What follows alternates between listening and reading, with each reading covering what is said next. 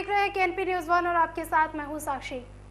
जहां उत्तर प्रदेश के अयोध्या में 5 अगस्त को देश के प्रधानमंत्री नरेंद्र मोदी अयोध्या में राम मंदिर का शिलान्यास कर रहे थे, तो वहीं रामलला के जन्म स्थान को लेकर आज़ादी के बाद से लगभग 500 साल की लंबी लड़ाई चली।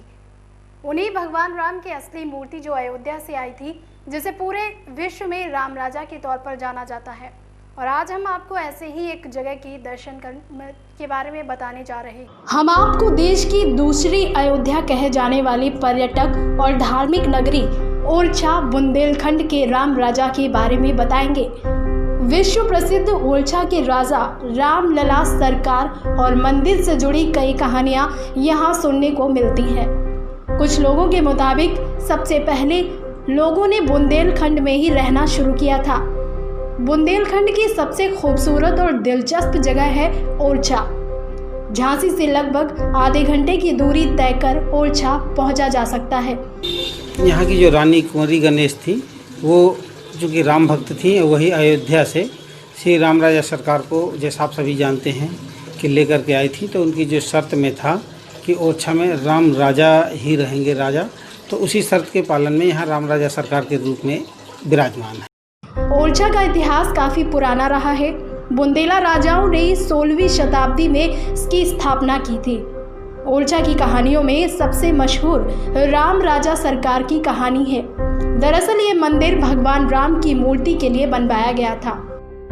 ओरछा में रामलला की सरकार का रुतबा आज भी बरकरार है और यहाँ भगवान राजा के तौर पर विराजमान है। अयोध्या में भले ही रामलला का जन्म हुआ हो, लेकिन उनकी असली सरकार तो यहाँ चलती है।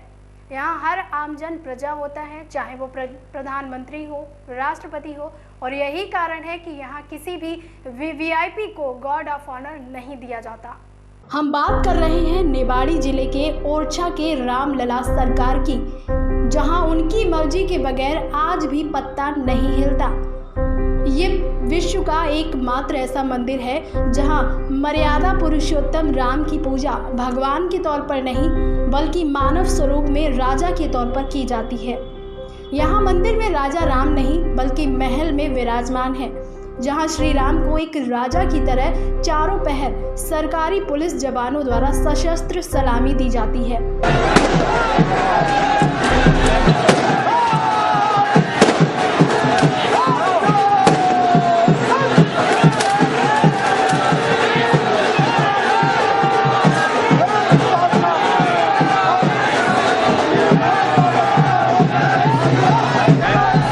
ये परंपरा आज की नहीं, बल्कि करीब 450 सालों से लगातार चलती आ रही है।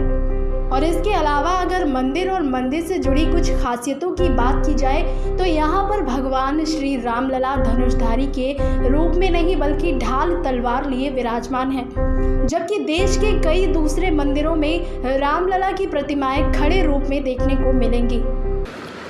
ये यहाँ पे मंदिर सशस्त्र एसएफ की गार्ड लगी हुई है कि जब मंदिर खुलता है और जब बंद होता है, आरती के पहले और बंद बाद में, उसको सशस्त्र सलामी गार्ड लगाया, उसको सलामी दी जाती है। यहाँ भगवान राम जो हैं एक राजा के रूप में स्थापित हैं। उनको यहाँ पे जनमानस में, आम व्यक्तियों में, प्रशासनिक अधिकारियों में उनके अंदर राजा की ही छवि है। इसलिए राम राजा को राजा के हिसाब से ही, यहाँ के शासक के हिसाब से गार्ड ऑफ ऑनर प्रदान किया जाता है। यहाँ मंदिर का समय भी आज से नहीं, बल्कि पिछले करीब 450 सालों से निर्धारित है, जिसमें मौसम परिवर्तन के मुताबिक साल में 2 बार बदलता है। समय अनुसार राम राजा के पट बंद होने के बाद किसी भी वीआईपी या वीवीआईपी तक को दर्शन होना नामुमकिन है। इसके लिए दर्शनार्थी को समय अनुसार पट खुलने का इंतजार करना पड़ता है। देश की दूसरी अयोध्या कही जाने वाली पर्यटक और धार्मिक नगरी ओरछा का इतिहास बहुत ही प्राचीन रहा है और गौरवशाली भी। ओरछा का राम राजा मंदिर अत्यंत प्राचीन है और यहाँ स्थापित मूर्ति के बारे में प्रचलित मान्यता के मुताबिक 1631 में ओरछा की महारानी गणेश कुंवर पुष्य नक्षत्र में इस मूर्ति को अयोध्या से नंगे पैर चलकर गोद में लेकर ओरछा लाई थी। तो आइए अब आपको बताते हैं यहाँ के इतिहास के बारे में। दरअसल ओरछा नरेश मधुकार शाह जो देव कृष्ण भक्त थे, जबकि उनकी रानी गणेश कुंवर राम भक्त थी। एक दिन राजा रानी के बीच अपने अपने आराध्य की श्रेष्ठता को लेकर विवाद हुआ। राजा की चुनौती देने पर गणेश कुंवर ने राजा राम को अयोध्या से ओरछा लाने का संकल्प लिया और इसके बाद रानी अयोध्या पहुंची और उन्होंने वहां अपने आराध्य भगवान श्री राम को पाने के लिए कठोर तपस्या की। तपस्या के बावजूद भी जब भगवान राम प्रकट नहीं हुए तो दुखी रानी ने सरयू नदी में प्राण त्यागने के उद्देश्य से छलांग लगा दी।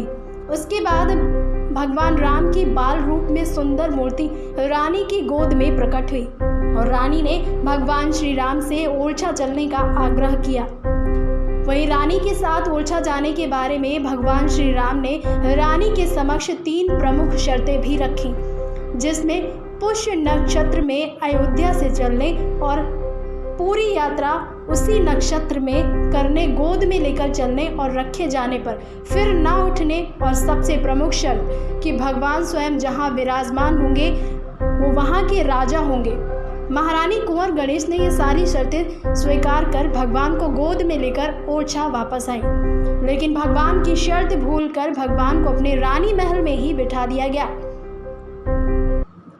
जिस शर्त के मुताबिक भगवान श्री राम फिर रानी महल में ही विराज हो गए और भगवान के लिए बना भव्य चतुर्भुज मंदिर आज भी अपने निर्माण और स्थापत्य शैली के साथ खाली खड़ा हुआ है।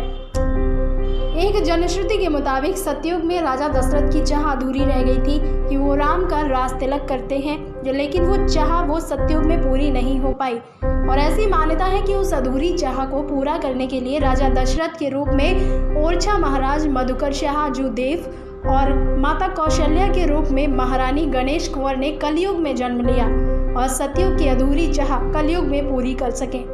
जब भगवान अयोध्या से ओरछा आए तो उनकी 3 शर्तों में ये शर्त भी शामिल थी कि वो वहाँ के राजा होंगे और उसी शर्त के मुताबिक भगवान के ओरछा आगमन पर मधुकर शाह जूदेव और रानी कुंवर गणेश द्वारा भगवान की स्थापना पूरे राजकीय सम्मान के साथ राजा के रूप के राज तिलक कर ओरछा में की गई, जिसके बाद महाराज मधुकर शाह जूदेव द्वारा अपनी राजधानी ओरछा से स्थानांतरित कर टीकमगढ़ में स्थापित की गई थी। हालांकि इसके बाद कोई प्रामाणिक सबूत नहीं है, लेकिन पूरे वैभवशाली इतिहास की गवाह रही ओरछा रियासत का अचानक इस तरह टीकमगढ़ पहुंच जाना इस जनश्रुति को कहीं ना कहीं बल देता है।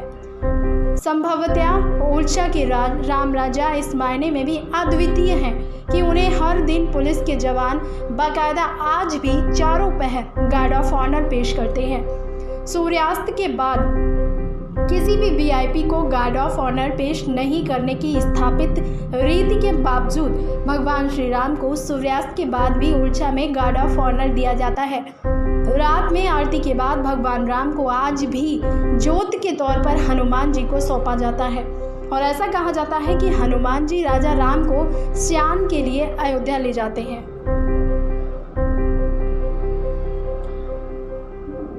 Bureau report KNP news 1।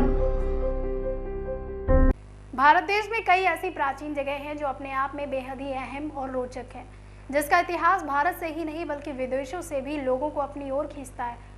आज की इस खास पेशकश में फिलहाल इतना ही। देखते रहिए KNP न्यूज़।